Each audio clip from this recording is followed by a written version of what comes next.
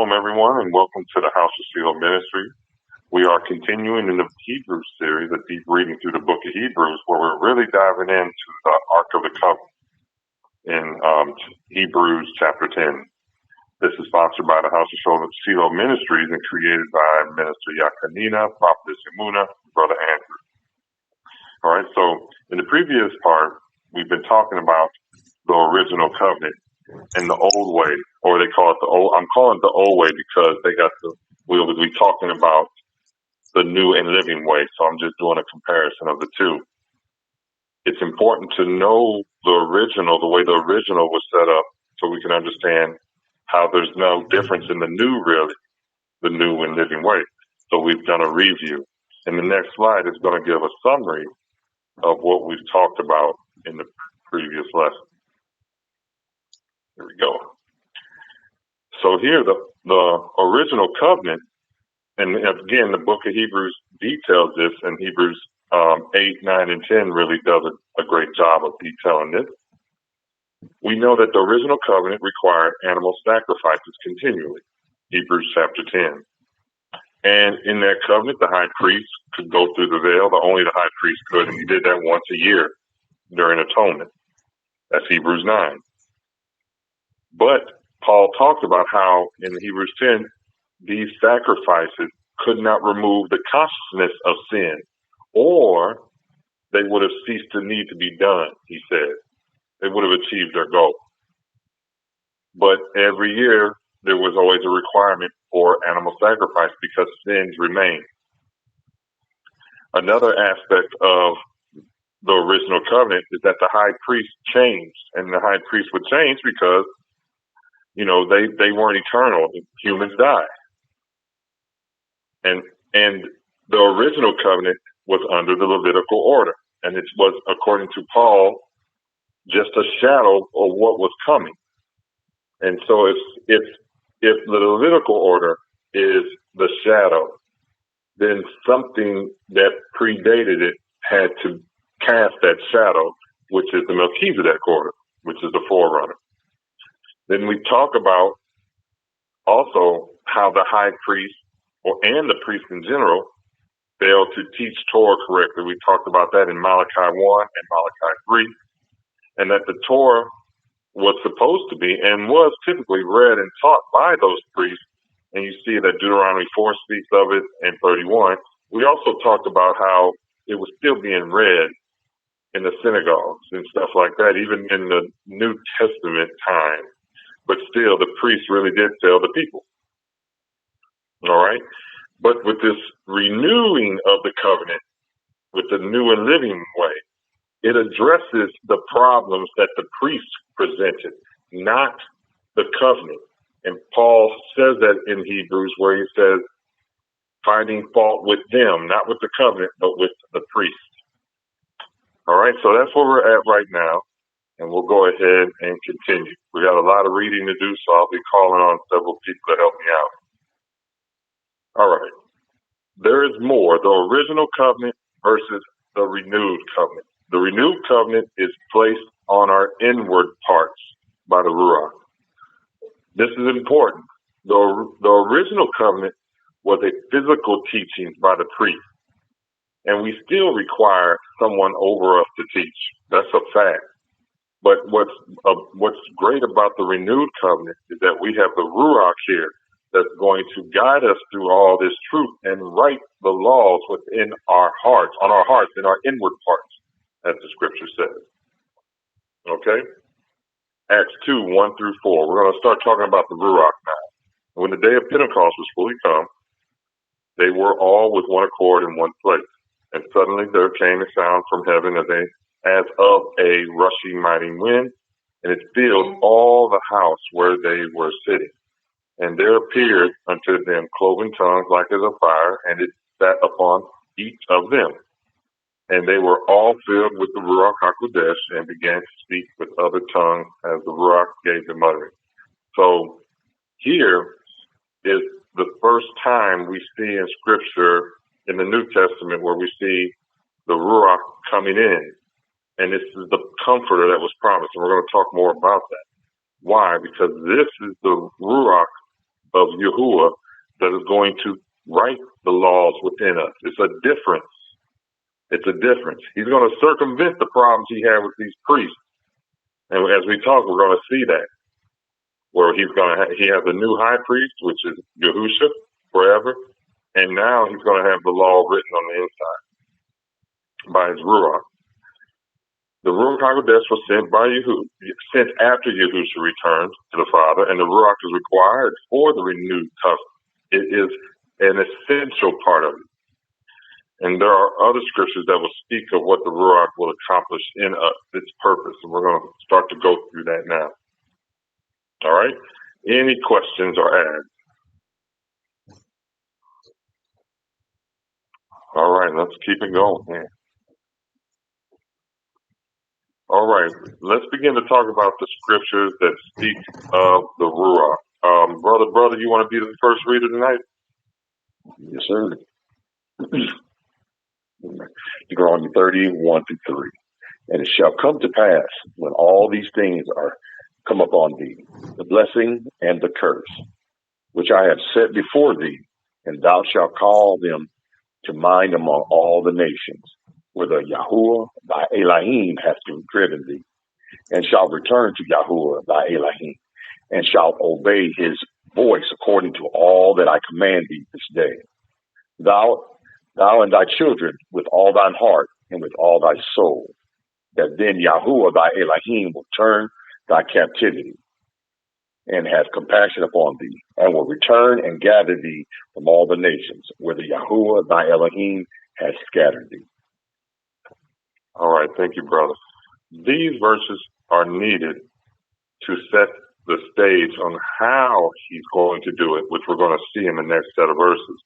So he's saying that he's going to gather them back, all right, from all the nations.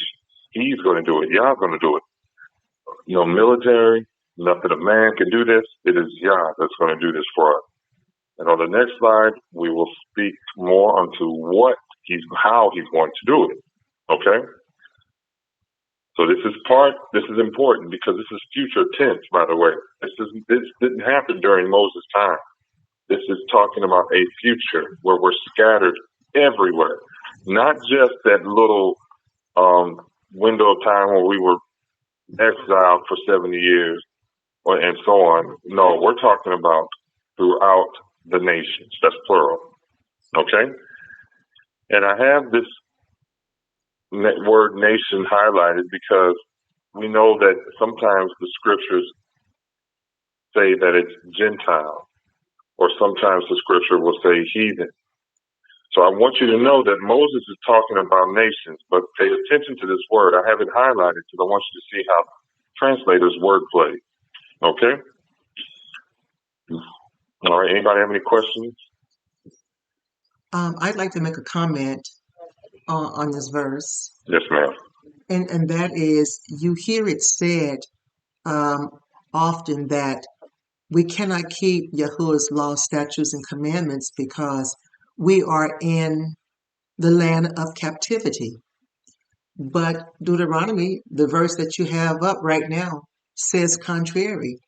It says that when you obey his voice according to all that he's commanded, us and the children, with all our heart and soul, he says, then I will turn thy captivity.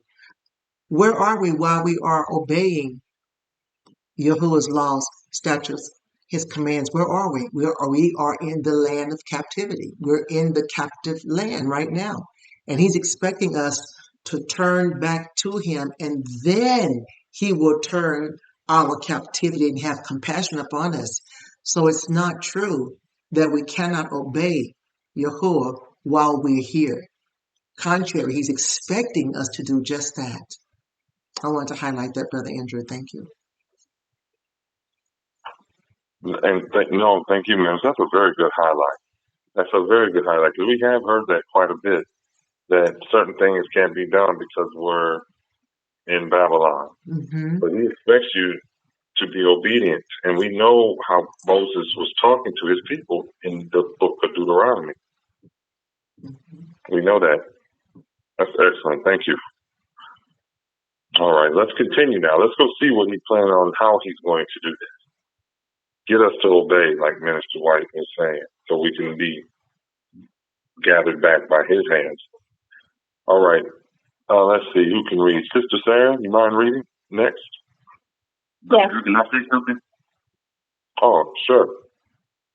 It was going to what Minister White was saying, and it goes back to what Paul said in Corinthians when he mentioned, when he was talking about Apollos, how the seed was planted in Apollos, and Apollos watered the seed, and Yahuwah gave the increase. And then he gave the increase because he watered what was put into him. If you're not watering what is put into you, even in the midst of your captivity, how can Yah give you the increase? Mm-hmm. That's true, brother. That's very true. That's very true. And we don't know the state of the people of Yah sometimes. We lose track of that because we have been drawn out, and because we've been drawn out of it, we're no longer around it, and we don't see the state of our people. No. Excuse me. You must mute, please. Minister Ronnie, mute.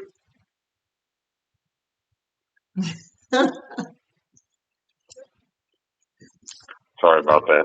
Thank you. But when you get an opportunity to see the state of your people that are still in the church, it's intimidating. I was watching a very, very large Church of God in Christ service today. And the way I now, since I see the setup of the church with the eyes of a person that knows the truth, I'm so thankful. I'm thankful that he never let me find rest in that place. I was never meant to stay in that place. I thank Yah because the delusion of Christianity is extraordinarily deep. Mm-hmm. And it's almost an overwhelming challenge to get anyone out, let alone the ones who have been in the tradition and delusion of church for decades. And they come there and they do the same rehearsal, expressing the same thing. So it's extraordinary. So we have to understand that it takes more than someone shouting from a pulpit. You need that true watering of the seed. You need that true revelation to really see the light. Many people don't get that. So if you're here listening to it and seeking the truth, it is a wonderful gift.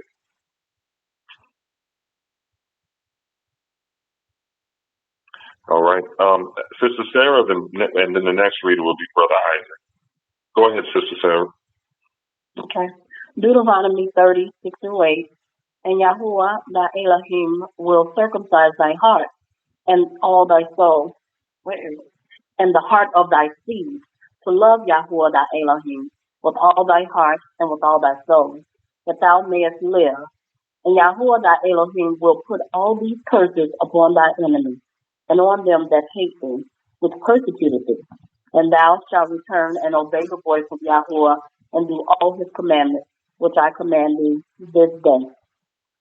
Thank you, sisters. This is an extraordinary verse. And this should scare anyone if they really understand who the true people. This is why you don't hear the church talking about the true people. If the people did not matter, why would the Most High say this?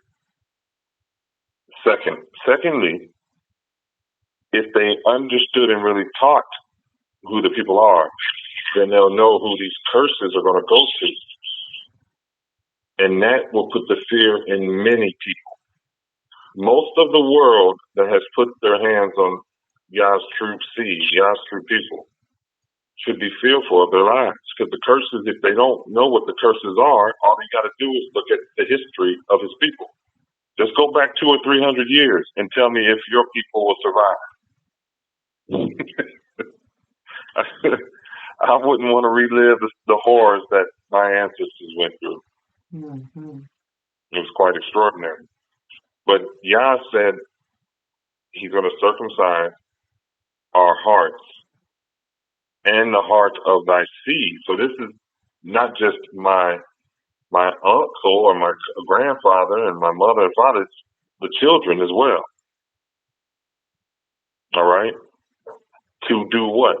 to obey the voice of Yah and do his commandments. The very thing that the church says is not possible to do. All right? Mm-hmm. So we need to understand what circumcision is, and then we're going to see how he's going to do this circumcision of the heart. Okay? Anybody have any ads for this? I do, brother. Go ahead, brother. Just to reflect on what you said earlier about the new covenant and the physical covenant, and about what you're talking about with the laws. If you look at Romans chapter 2, verse 11 through 16, it tells you that, the first one says, "For there is no respect of persons with Elohim, for as many have sinned without Torah and shall perish without Torah." What do you think happened to us? We were the only ones with the law. We were the only ones written to keep the law. And so when we didn't, he removed his hand and turned his face from us. That's an identifier from Deuteronomy chapter 28. I ain't trying to lesson step over them now, brother. But this just made me think about this ties into both of them with Romans.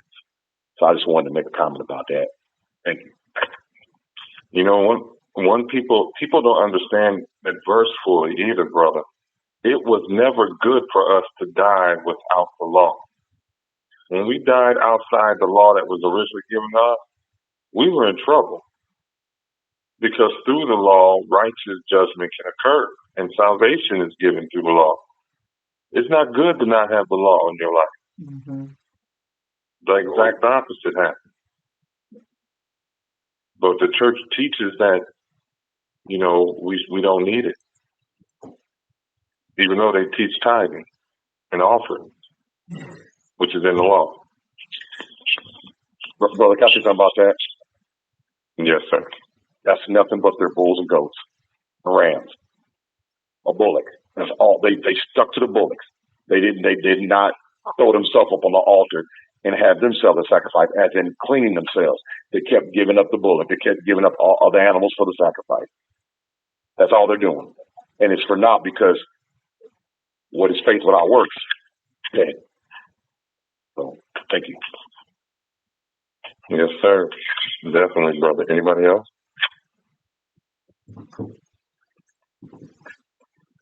All right. So let's take a look at the word circumcision so we can get a little bit more understanding of what really is going to happen. Very important to read the scriptures from the original Hebrew. The word circumcision is mul, and it's to circumcise. Let oneself be circumcised, be cut off, and it's a cutting of the front part of the male member. It's mem, wa, lamed. Those are the three Hebrew letters. And mem is a representation, and we know the ancient Hebrew is a character. What's the name? Minister White, help me. Pictorial? It slipped my mind, but I'm sorry. Are you thinking pictorial? Yes. Oh my goodness, thank you. It's pictorial language, so you get not just letters, but you get characters that have meaning. Each character has a meaning behind it. So mem represents water, and water in Scripture is revelation. It's of the Torah. The wa, or vav, some people call, is shaped like a tent peg, which is used to connect something. And lamed is like the shepherd's staff, and you know who our shepherd is, master teacher is Yahusha. So what circumcised a person's heart? It's the revelation of Yah, of Yahusha. You see, it's the revelation that is connected to the master teacher. It's the revelation of Yahusha. That's what's going to circumcise our heart. It's his law. And the root of that is mem lamed, which is to speak or word, a continuation of statements, which seal the whole, the entire person. So it's the spoken word, or the spoken law, or Torah, or revelation of Yahusha that is going to truly circumcise our heart. So without the Torah, without the law, there is no real circumcision. All right? Now we're going to go into Ezekiel, Joel, And Paul's writing to prove how the Ruach is here to do this. Okay? Can I comment on this, brother, before you go to the next slide? Yes, ma'am. Go right ahead, ma'am. Thank you. I know that Hebrew is read from right to left, but looking at it from left to right, it says something interesting to me. And it says to sum it up, that Yahusha connects to the Torah. Remember, many times we've heard that Yahusha is not in the Old Testament. He's not in Torah. But this is saying that's not true. He connects to it because he is here. So I just want to highlight that. That's a very good point. Indeed. And we know we've read quite a few times that he's in the Old Testament. Not too hard to prove. But yes, ma'am. That's a very good point. All right. Anybody else? Me. Okay. I'm sorry? Brother Gianni. Me.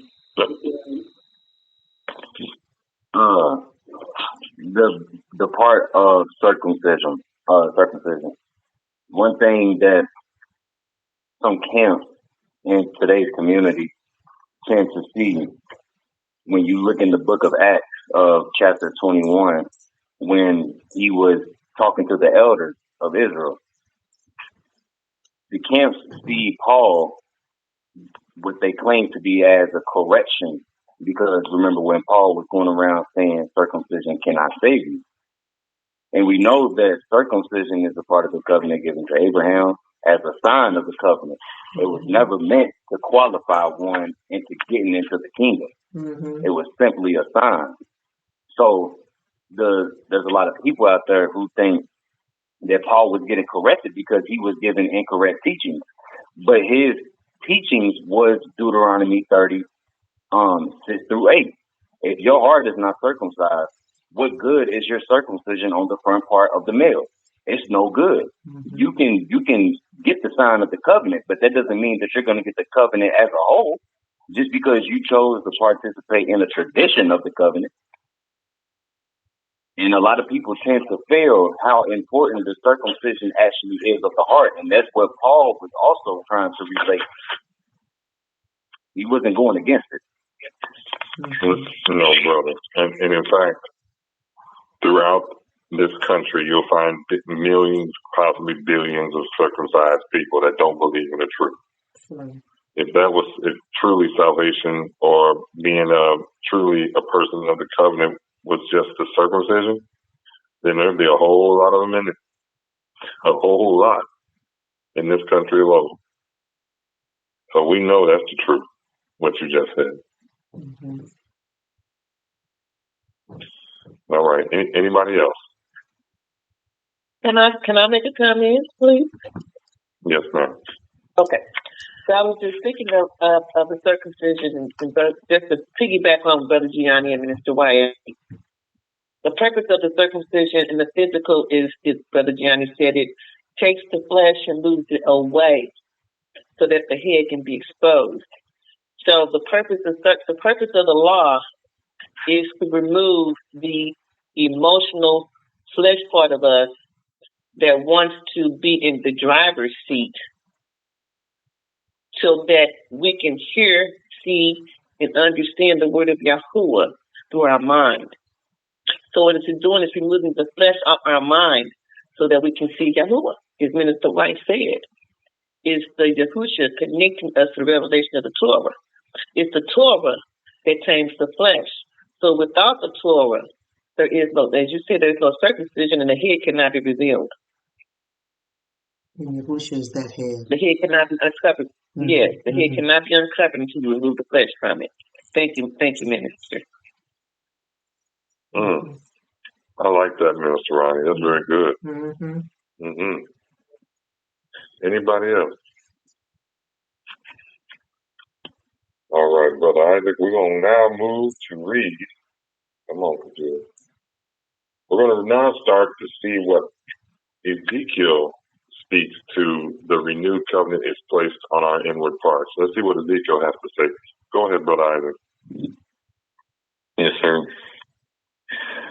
Therefore I say unto the house of Israel, thus saith Adonai Yahuwah, I do not this for your sakes, O house of Israel, but for mine holy name's sake, which ye have profaned among the heathen, whither ye went. And I will sanctify my great name, which was profaned among the heathen, which ye have profaned in the midst of them. And the heathen shall know that I am Yahuwah, saith Adonai Yahuwah, when I shall be sanctified in you before your eyes. Or before their eyes. All right, thank you, brother. No problem. Thank you. So remember, I highlighted this word because remember in in Deuteronomy, Moses said nation, where Yah said he's going to scatter us and gather us from among the nations. Here, all of a sudden, the translator says profaned among the heathen. That's just a translation, a translation change. It's the same Hebrew word, which should have been translated to nation. But the reason the translator says it is that they know that the Hebrews were going to be scattered across the world. So this punishment and this scattering of the Hebrews, but the regathering of them would have resulted in a punishment of the ones who were put their hands on them, from the slave trade and so on. So instead of it saying nations here, the translator used heathen as if there is a separate identity to them.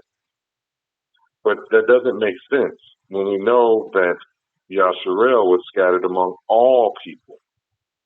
So who is really the heathen here? So it's important for us to pay attention. We'll continue to talk about it. We're going to go ahead and look at it on the next screen here. And you see that the word heathen is going, a nation or people. It can be a non-Hebrew. It can be. Or descendants of Abraham or of Yasharel. And we know that since this is a scattering of them, the Yasharel among the nation, we know he's most likely talking about non-Hebrews. So they want you to think that those who do not believe are heathen, and those who do believe did not do anything wrong. And this is from a Christian perspective. So a non-Christian is a heathen, not a Christian. So if a heathen reads this, a Christian reads this, they'll say, well, heathen is someone who doesn't believe in Jesus Christ, that doesn't believe in God, and all this. No, that's not what Ezekiel is talking about. Nor Moses. The heathen is a person of the nations. And who are these people? Any people who are not Yasharel in this context. So it really should just say among the nations. You have profaned among the nations. Everywhere you went, we sinned. We broke his law. We were lawless acting in the most egregious way. We didn't do that just around heathens. We did it around everybody. So this word is wrong. It's nation. So really, if you want to call anybody heathen, it's those who are not Yasharel. It's wordplay that you have to pay attention to. That's all I wanted to make sure people are clear. All right? And we're going to continue. I have a question. Into this a little more. Yes, ma'am. This is just for clarification. The word heathen can be applicable to Yasharel.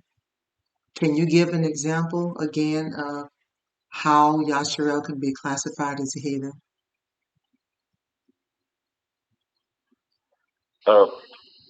Anyone or anybody can be classified as a heathen by their behaviors.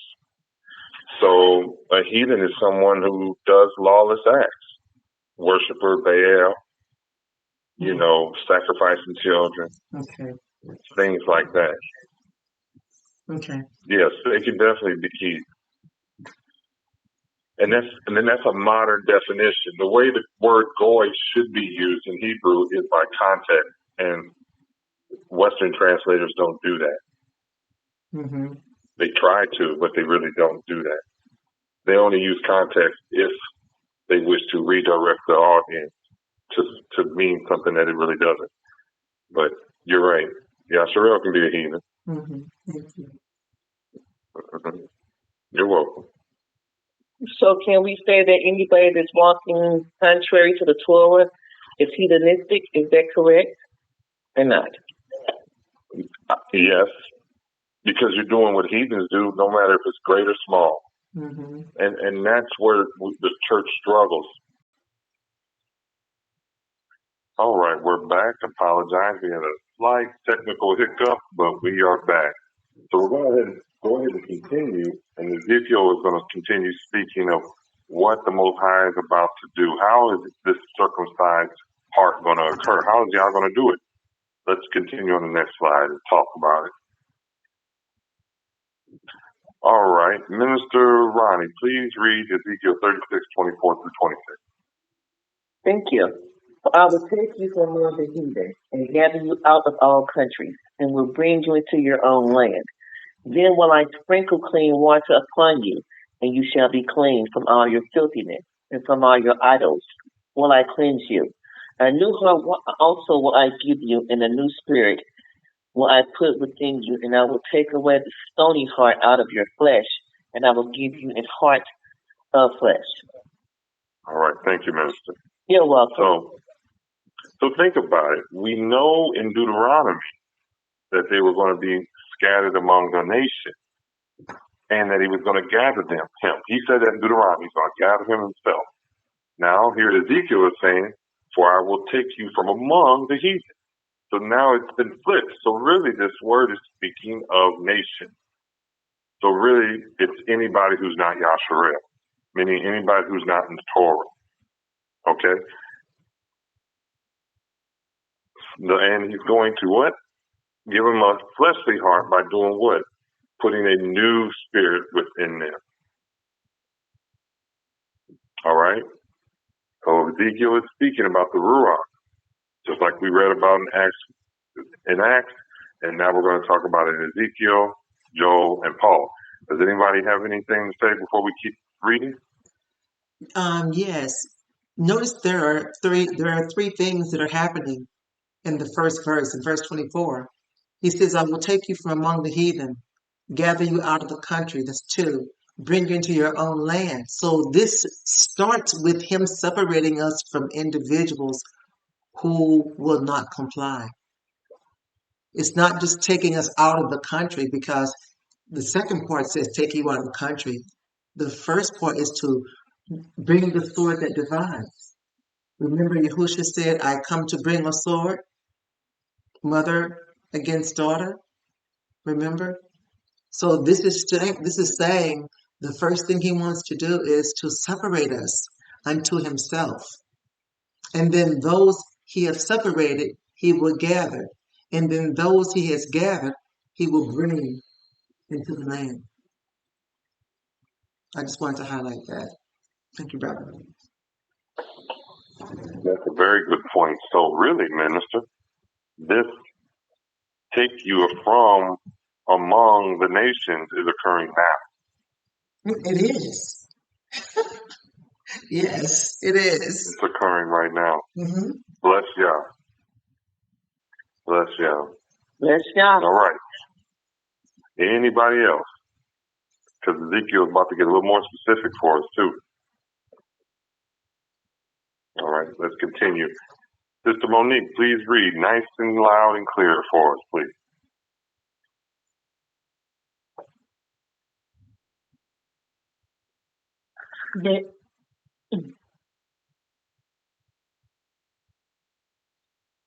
Is it still? I think it's still on the same page. It should be verse 27 and 28, beginning with I and I. Okay. And I will put my spirit within you and cause you to walk in my statutes And ye shall keep my judgments and do them. And ye shall dwell in the land that I gave to your fathers, and ye shall be my people, and I will be your Elohim. All right. Thank you, sister. You notice his people. He's not talking to just anyone. He's talking to Yasharel. And he said that he's going to put a spirit in you. And what it will do, it will cause you to live or walk in my statutes, which are my prescribed tasks, decrees, ordinance, Torahs, feast days, Shabbats, and so on. Mm-hmm. And you'll keep my judgments. What are the judgments? These are decisions based on the law or Torah. Mm-hmm. So the Ruach is going to cause all of this to happen. This is the difference.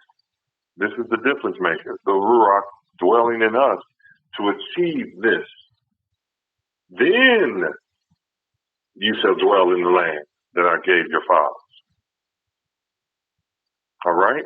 So in this verse, the Ruach is poured out on Yasharel. This is who he's talking to.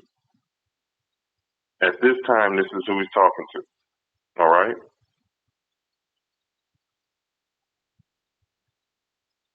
All right. Any questions? We're going to read a little bit more of Ezekiel. All right, brother, I believe we back to you. All right. Ezekiel 37:13-14. You shall know that I am Yahuwah when I have opened your graves, O my people, and brought you up out of your graves, and shall put my spirit in you, and ye shall live, and I shall place you in your own land. Then shall you know that I, Yahuwah, have spoken it and performed it, saith Yahuwah. Thank you, brother. This is important, and this needs to be done to Yah's people first and foremost, because we are the priests that are going to be responsible for everybody else, the teaching of the world. So we need to be sanctified. We need to be cleansed. We need to Ruach in our life to write this Torah in our hearts. We're going to need to know it. It comes to us first. And before we received the Ruach, we were dead like Aaron's staff before it budded, right? But after the Ruach, we received life like Aaron's budding staff. Thus, the Ruach teaches us life. And life in the scriptures is the law, it's the Torah, the commandments, covenant. It all says that. Okay? Anybody have any questions or ask? Can we go back one slide, please? Yes, ma'am. I was reading this and I was trying to hear what the Ruach was saying. When it says, he says, when Yahushua says, I'll put my spirit within you, cause you to walk in my statutes, you shall keep my judges and do them, and ye shall dwell in the land. This is a commandment for us to do before we get to the land. So I'm harping on that same point that I was talking about previously. We are in the land of captivity, and Ezekiel is saying that we need to walk in Yahuwah's statutes and keep his judgments and do them, and then we will dwell in the land. So anyone that wants to get to the land that Yahuwah gave to our forefathers, you must do these three things: walk in the statutes, keep the judgments, and do them. Don't let anyone talk you out of it and say we're in the land of our captivity and we cannot obey Yahuwah's laws, statutes, and precepts and commandments. It's not true, because the prophets are telling you otherwise. Thank you, Brother Andrew. Yeah, this is another great point to point out. Yes, ma'am. That is so true. It is conditional, isn't it? It is. Mm-hmm. All right. let's continue with more of Ezekiel.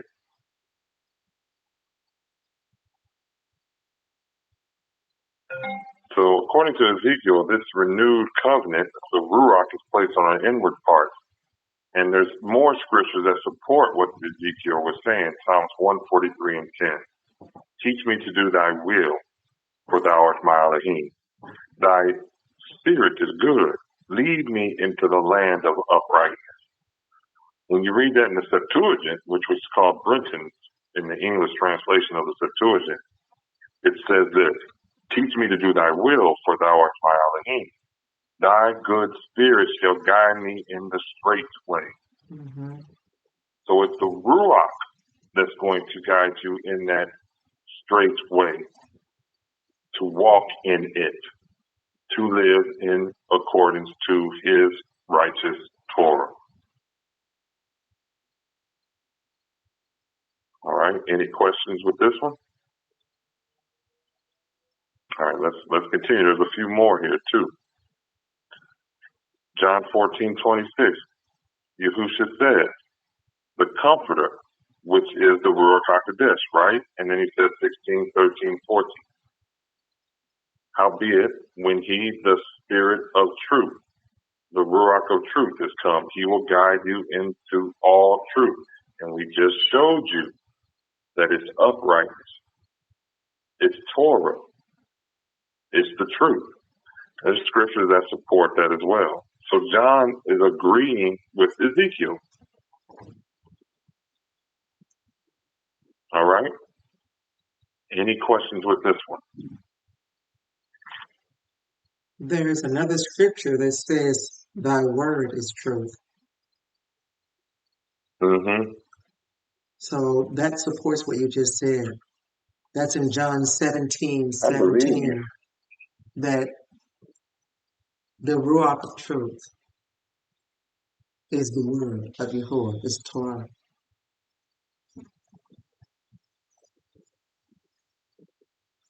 I'm trying to find that verse now you're talking about. I believe I know it. John 17, 17.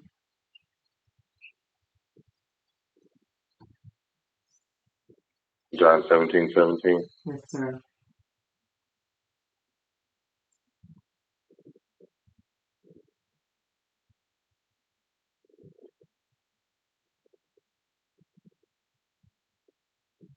Which Psalms is the one that says thy righteousness is an everlasting righteousness, and thy law is the truth? Psalms 119, verse 142. I flip-flop it every time, brother. I'll go 140 something and 119. And then I got to find it. Deuteronomy. I do that with Deuteronomy, and I was like, 119. I think it's 119. And then he said 119. I was like, oh, it was 119. I do it every time, flip-flop it every single time. Mm-hmm. But he's right. So Psalms 119, 142, thy righteousness is the everlasting righteousness, and thy law is the truth. Mm-hmm. So there you have it, plain as day. So the Ruach is really required to do this. And if you have the true Ruach, what you will be doing in your life is seeking the truth out, to walk in his truth, and that is his Torah. Mm-hmm. Period. The true Ruach of the Most High. Any questions? Brother, that was Psalms 19. What was the verse? 142. Okay, thank you, sir.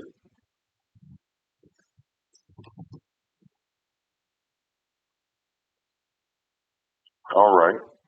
I think we'll end it tonight here. The next section will be referencing the prophet Jeremiah, who speaks to the same thing as well. So thank you for joining the House of Selah Ministries, and thank you for being patient with the little hiccup we had with technology. But bless y'all, we were able to get it done. Join us again as we continue to speak about the importance of the Ruach with the renewed covenant, as not only Ezekiel speaks of it, but Jeremiah speaks of it as well. So please join us next week as we continue in the series for the Hebrews letter. Shalom, everyone. And don't forget to like, share, and subscribe. Shalom.